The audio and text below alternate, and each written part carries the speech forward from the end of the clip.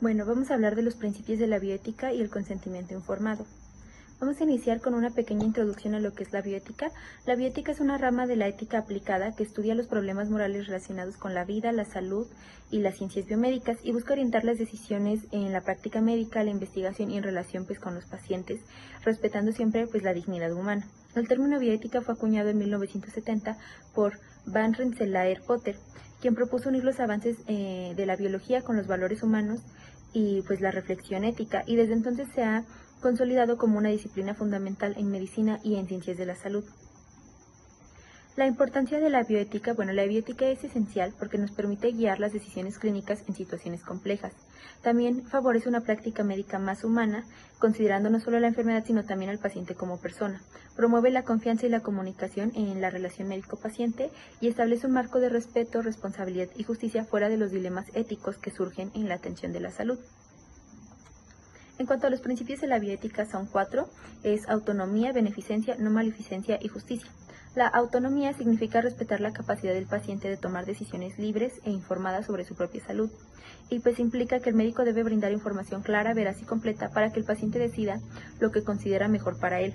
Un ejemplo es que un paciente tiene derecho a aceptar o rechazar un tratamiento aun si el médico no considere que sea lo mejor.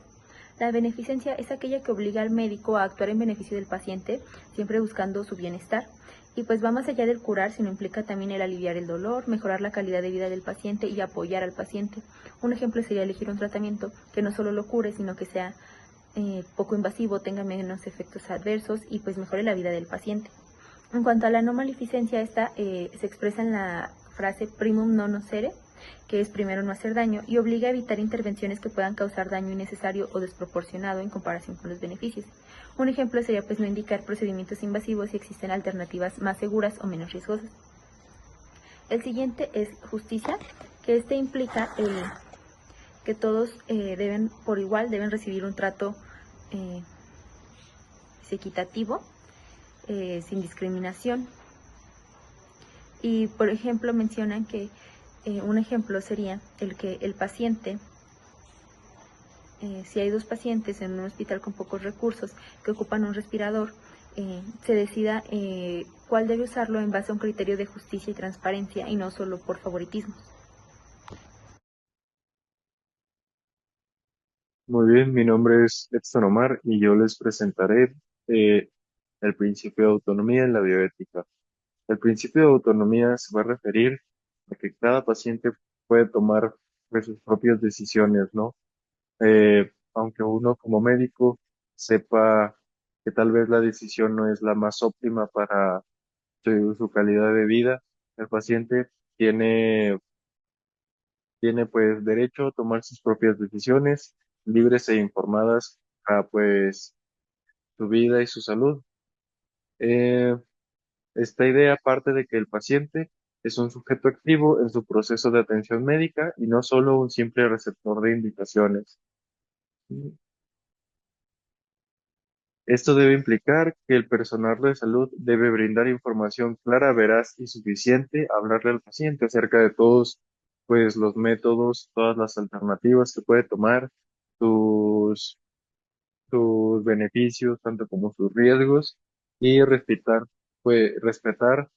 su decisión, incluso, pues, si uno sabe que no es lo mejor, ¿verdad? Porque a final de cuentas, pues, el paciente es el que tendrá la última palabra. Ejemplos prácticos del principio de autonomía. Tenemos, por ejemplo, que un paciente con cáncer avanzado decida no recibir las quimioterapias y pues priorizar una calidad de vida sobre pues un posible alargamiento de su vida. Que aunque el paciente sepa que pues va a vivir menos, él va pues de perdido pasar sus últimos meses o años pues con una calidad de vida mejor. También vamos a tener la elección de terapias. Por ejemplo, vamos a tener que una persona con insuficiencia renal crónica elija una hemodiálisis sobre una diálisis peritoneal. Pues esto considerando sus riesgos, beneficios y pues nosotros como médicos debemos de respetar esa decisión. También vamos a tener la voluntad anticipada o testamento vital. Esto nos va a decir que, por ejemplo, un paciente, si cae en estado vegetativo o en coma, él va a dejar un documento en donde establezca que pues no desea ser conectado a un respirador o que no desea tener ciertos procedimientos en caso de que él ya no tenga pues raciocinio para tomar sus propias decisiones y nosotros como equipo de salud debemos de cumplir pues es la disposición que deje el paciente. Buenas tardes, mi nombre es Carlos. Yo les voy a hablar a ustedes hoy sobre el principio de beneficencia y no maleficencia.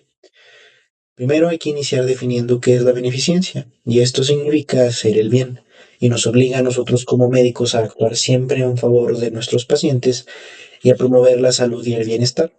Esto incluye y va desde prevenir enfermedades, aliviar el dolor, mejorar la calidad de vida, hasta la situación más extrema que se puedan imaginar. Y esto lo podemos ver también como la acción positiva de la medicina. Hacer todo lo posible que se pueda, o sea, todo lo que esté en nuestras manos como médicos para poder ayudar a nuestro paciente de una forma responsable, pero sobre todo de una forma ética. Un ejemplo sencillo sería aplicar vacunas, que nos ayudan a prevenir enfermedades y a proteger nuestra salud a las personas, ¿verdad? Ahora les voy a hablar un poco sobre la maleficencia, más bien, sobre la no maleficencia. Porque si habláramos de maleficencia sería hacer daño, ¿no? Pero no, esto quiere decir no hacer daño, ¿verdad? Y esto se basa en una frase latina que dice primum non nocere, que quiere decir que ante todo no causar daño. Eso quiere decir, ante todo no causar daño. Y este principio nos obliga como médicos a evitar intervenciones que puedan generar más daño que beneficio. Un ejemplo de esto podría ser el realizar una cirugía sin justificación clínica en la que probablemente como médicos nos vaya a tocar un buen, una buena remuneración económica y aunque el paciente no la requiera, aunque no sea necesaria, es lo mejor para nosotros o lo mejor para el hospital al que trabajamos. Este es un ejemplo de maleficencia, ¿verdad? Eh, Ahora, hablando de esto, vamos a entrar a tocar casos de conflicto. Bueno, bueno, esto ocurre en la práctica médica siempre. Son casos donde, pues, se ponen mucho en juego, no en juego, sino que nos ponemos como en conflicto, nos ponemos a pensar en qué es lo correcto, qué es lo incorrecto. Y un ejemplo de esto puede ser la quimioterapia. Esta puede ayudarnos a salvar muchas vidas, vidas de personas que ya no tienen esperanza y, y es su última oportunidad. Pero nosotros sabemos que la quimioterapia es un tratamiento que causa muchos efectos secundarios muy fuertes, como la pérdida de cabello, el vómito, las náuseas, el dolor,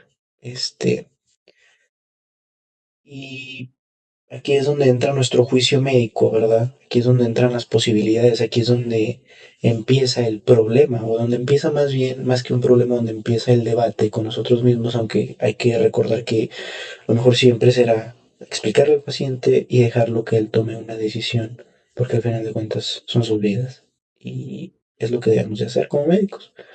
Otro ejemplo de casos de conflicto puede ser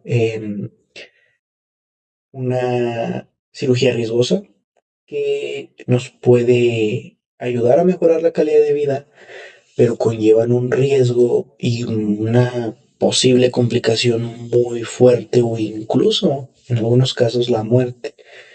Y como les decía, en estos casos debemos utilizar mucho nuestro juicio clínico para poder evaluar con mucho cuidado los riesgos y los beneficios. Pero les digo, lo más importante de todo siempre va a ser informar a nuestro paciente para que él pueda tomar decisiones. Y esto va no solamente de decirle clínicamente cuál es la condición que está padeciendo, sino explicarle, que logre entender él cuáles son sus posibilidades, cuáles son sus opciones, qué puede hacer, qué va a pasar si toma tal decisión, qué va a pasar si toma tal decisión, y ellos en base a eso puedan tomar una decisión, porque muchas veces llegamos como médicos y les decimos, tienes esto, esto, esto y esto, ¿qué quieres hacer?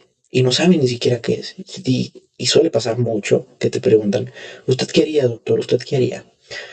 Y tú como médico no le tienes que decir, ay, no, pues es que yo haría esto, no, es que yo haría otro. No, no, no. Tú tienes que lograr que él comprenda lo que va a pasar, que él entienda cuál es su situación, qué es lo que tiene.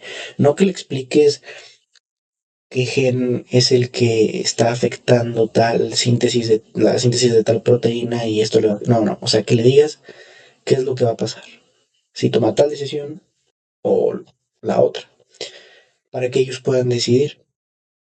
Y esto es lo que se debe hacer o lo más correcto en estos casos. Y ya para concluir rápidamente y no extenderme mucho, en resumen, la beneficencia y la no maleficencia se complementan entre sí, ya que la medicina no solo busca curar, sino hacerlo de una manera ética, de una manera correcta y evitar pues daños innecesarios.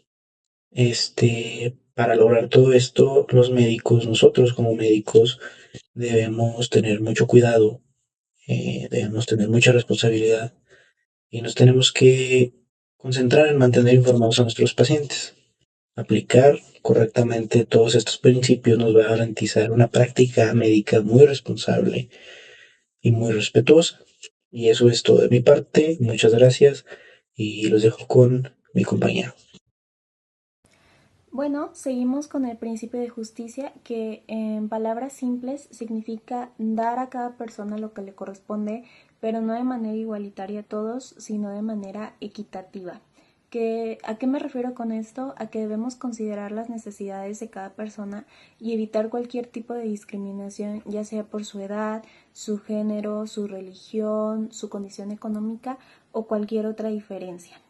En medicina, este es un principio clave porque no siempre hay recursos suficientes para todos y pensemos, por ejemplo, en la pandemia que hubo del COVID-19 sobre a quién se debía vacunar primero si no había dosis suficientes para todos. Otro ejemplo son los trasplantes de órganos, que se debe decidir quién recibe el órgano que está disponible, y aquí es donde entra este principio de justicia, porque las decisiones no se deben de tomar por favoritismos, sino con criterios que son claros, objetivos y sobre todo justos. La justicia en bioética puede verse desde diferentes ángulos, tenemos la justicia distributiva, que se refiere a cómo se reparten los recursos, como las camas, los medicamentos, los tratamientos, etc. Luego está la justicia legal, que se asegura que las decisiones se respeten según la ley de la salud, las leyes de la salud. Y la justicia social, que nos recuerda que hay que dar más apoyo a grupos vulnerables o como comunidades marginadas o pacientes que normalmente son olvidados o discriminados también. Pero aunque este principio es muy noble, también tiene muchos retos. Por ejemplo, la falta de los recursos en los hospitales, el acceso desigual a tratamientos que son costosos o la discriminación que todavía existe en algunos pacientes. Todo esto nos obliga a reflexionar en cómo queremos ejercer la medicina y qué decisiones tomaremos a futuro como profesionales de la salud. Bueno, yo les voy a hablar sobre el consentimiento informado. El consentimiento informado pues va a ser de médico-paciente, el cual va a ser con el objetivo de que el paciente tenga la información sobre todo su estado de salud. En realidad este es un proceso por el cual pues el médico va a informarle al paciente tanto como está su salud o los tratamientos que éste puede llevar o no puede llevar. Debe de hablarle sobre las alternativas de un tratamiento, sus riesgos, sus beneficios y sus consecuencias, así como lo que ocurriría si no lo toma. Pues esto para que el paciente esté completamente en sintonía con lo que está pasando con él y decida si rechaza o acepta el tratamiento. Esto va a tener ciertos elementos que son esenciales para tener un buen consentimiento informado. Lo primero va a ser la información, que es lo que ya les mencioné. El médico debe de informar adecuadamente al paciente de una manera clara, con un lenguaje que él pueda comprender, y también pues hablarle sobre los riesgos, consecuencias y demás. También debe de haber cierta comprensión por parte del paciente, debe de saber y de comprender absolutamente todo lo que está pasando con su estado de salud. La decisión que se tome debe ser completamente del paciente, ni el médico ni los familiares de este deben de interferir, y no debe de haber ninguna manipulación externa de ninguna índole. La información que será presentada al paciente debe de tener cierta importancia ética y legal. Si hablamos de la parte legal, esto es para proteger los derechos del paciente, que el paciente pues tiene el derecho de conocer su estado y de igual manera decidir por sí mismo lo que va a suceder con él, así como una manifestación ética por parte del médico, que pues va a tratar con el debido respeto a la persona y tratarla como un ser autónomo que pues puede decidir por sí mismo. Y pues esto sería todo.